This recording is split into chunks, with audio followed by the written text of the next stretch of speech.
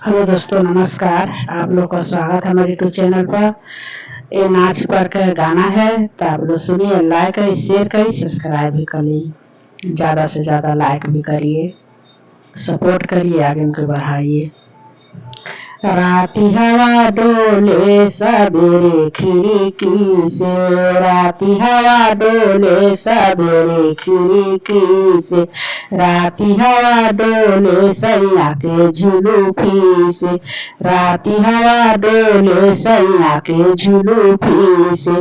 ये सासुरानी तनी बर्तन धोदा, ये सासुरानी तनी बर्तन धोदा, हाल हुई जियरा बेहाल गरमी से, हाल हुई जियरा बेहाल गरमी से। राती हवा डोले सबेरे खिड़की से, राती हवा डोले सबेरे खिड़की से, राती हवा डोले सैया के झुलूफी से, राती हवा डोले सैया के झुलूफी से।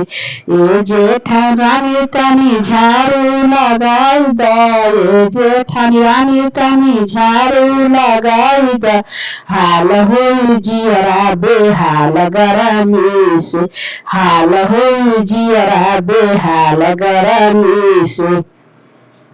राती हवा डोले सबेरे खिड़की से, राती हवा डोले सबेरे खिड़की से, राती हवा डोले सैया के झुलूफी से, राती हवा डोले सैया के झुलूफी से। ये ननद रानी तनी बिस्तर लगाई दा, ये ननद रानी तनी बिस्तर लगाई दा, हाल हुई जियरा बेहाल गरमी से, हाल हुई जियरा बेहाल गरमी से। राती हवा डोले सही, राती हवा डोले सबेरे खिड़की से, राती हवा डोले सबेरे खिड़की से, राती हवा डोले सैया के झुलूफी से, राती हवा डोले सैया के झुलूफी से।